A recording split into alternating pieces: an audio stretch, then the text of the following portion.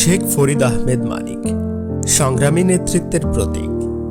শেখ ফরিদ আহমেদ মানিক চাঁদপুর জেলা বিএনপির সভাপতি। শহীদ রাষ্ট্রপতি জিয়াউর রহমানের আদর্শে অনুপ্রাণিত একজন সাহসী নেতা। ১/১১ সমর্থিত সরকারের সময় থেকে তিনি ষড়যন্ত্র, ভিত্তিহীন মামলা এবং নানা নির্যাতনের শিকার হয়েছেন। তবে ন্যায়ের পথে তিনি সবসময় অবিচল ছিলেন।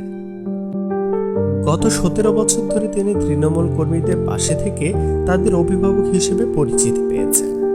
বিপদে আপদে কর্মীদের প্রতি তার ভালোবাসা এবং সেবা তাকে কর্মীদের হৃদয়ে স্থান দিয়েছে। তার নেতৃত্বে চাঁদপুর বিএনপি আরও সংগঠিত হয়েছে। তিনি বিশ্বাস করেন চাঁদপুর ৩ আসনের উন্নয়নে শিক্ষা, স্বাস্থ্য এবং কর্মসংস্থান অত্যন্ত গুরুত্বপূর্ণ। তিনি এলাকাকে একটি মডেল আসনে রূপান্তরিত করার স্বপ্ন দেখেন, যেখানে আধুনিক চিকিৎসা সেবা এবং মানসম্মত শিক্ষার সুযোগ থাকবে। তারেক রহমানের নেতৃত্বে বিএনপির পুনর্গঠনে শেখ ফরিদ গুরুত্বপূর্ণ ভূমিকা রেখেছেন। তার আপোষহীন মনোভাব এবং ন্যায়ের প্রতি প্রতিশ্রুতি তাকে চাঁদপুরবাসীর কাছে আস্থার প্রতীক হিসেবে প্রতিষ্ঠিত করেছে। এই হলো শেখ ফরিদ আহমেদ মানিক ভাইয়ের ইতিহাস।